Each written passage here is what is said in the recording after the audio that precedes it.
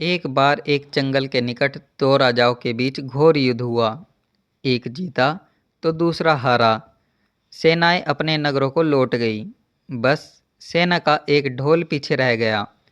उस ढोल को बजा बजाकर सेना के साथ गए भाट व चारण रात को वीरता की कहानी सुनाते थे। युद्ध के बाद एक दिन आंधी आई। आंधी के जोर से वह ढोल लुढ़कता पुढ़कता एक सूखे पेड़ के पास जाकर टिक गया। उस पेड़ की सूखी टहनियाँ ढोल से इस तरह से सट गई थी कि तेज हवा चलते ही ढोल पर टकरा जाती थी और ढमाढम की आवाज़ होती। एक सियार उस क्षेत्र में घूमता था। उसने ढोल की आवाज़ सुनी। वह बड़ा भयभीत हुआ। ऐसी अजीब आवाज़ बोलते पहले उसने किसी भी जानवर को नहीं सुना था। वह सोचने लगा कि यह कैसा जानवर है जो ऐसी जोरदार बोली बोलता है, ढमाढम। सियार छिपकर ढोल को देखता रहता, यह जानने के लिए कि यह जीव उड़ने वाला है या चार टांगों पर दौड़ने वाला। एक दिन सियार झाड़ी के पीछे छुपकर ढोल पर नज़र रखे था। तभी पेड़ से नीचे उतरती हुई एक गिलहरी कूदकर ढोल पर उतरी। हल्की सी ढम की आवाज़ भी हुई। गिलहरी ढोल पर बैठी दाना कुतरती रही। सियार बड़बड़ाया, ओहो, तो यह कोई हिंसक जीव नहीं है, मुझे भी डरना नहीं चाहिए।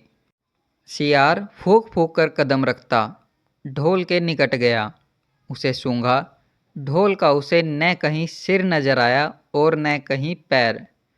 तभी हवा के झोंके से टहनियाँ ढोल से टकराई। ढम की आवाज़ हुई और सियार उछलकर पीछे जा गिरा।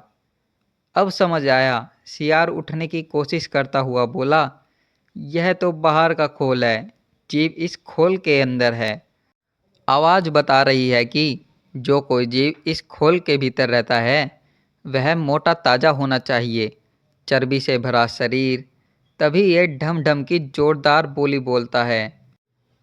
अपनी माद में घुसते ही सियार बोला, ओ सियारी, दावत खाने के लिए तैयार हो जा। एक मोटे ताजे शिकार का पता लगाकर आया हूँ। सियारी पूछने लगी, तुम उसे मारकर क्यों नहीं लाए? सियार ने उसे झिड़की दी, क्योंकि मैं तेरी तरह मूर्ख नहीं हूँ। वह एक खोल के भीतर छिपा बैठा है। खोल ऐसा है कि उसमें दो तरफ सूखी चमड़ी के दरवाजे हैं।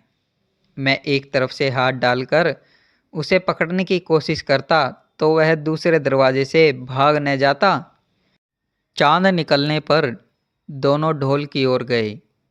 जब वे निकट पहुंच ही रहे थे कि फिर हवा से टहनियाँ ढोल पर टकराई और ढम ढम की आवाज़ निकली। सियार सियारी के कान में बोला, सुनी उसकी आवाज़?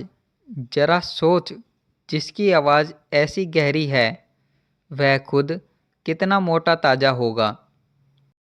दोनों ढोल को सीधा कर उसके दोनों ओर बैठे और लगे दांतों से ढोल के दोनों चमड़ी वाले भाग के किनारे फाड़ने। जैसे ही चमड़ियाँ फटने लगी, सियार बोला, होशियार रहना, एक साथ हाथ अंदर डालकर शिकार को दबोचना है। दोनों ने हूँ की आवाज़ के साथ हाथ ढोल के भीतर डाले और अंदर टटोलने लगे। अंदर कुछ नहीं था। एक दूसरे के हाथ ही पकड़ में आए। दोनों चिल्लाए, हैं? यहाँ तो कुछ नहीं है, और वे माथा पीट कर रह गए। इस कहानी से हमें सीख मिलती है कि बड़ी बड़ी सेखी मारने वाले लोग भी ढोल की तरह ही अंदर से खोखले होते हैं। दोस्तों, अगर वीडियो पसंद आया हो तो वीडियो को लाइक करें, अपने दोस्तों और परिवार के साथ शेयर करें। ऐसी ही कहानियों के लिए चैनल को सब्सक्राइब करें। आपका प्यार और सपोर्ट हमारे लिए बहुत मायने रखता है। वीडियो देखने के लिए बहुत बहुत धन्यवाद दोस्तों।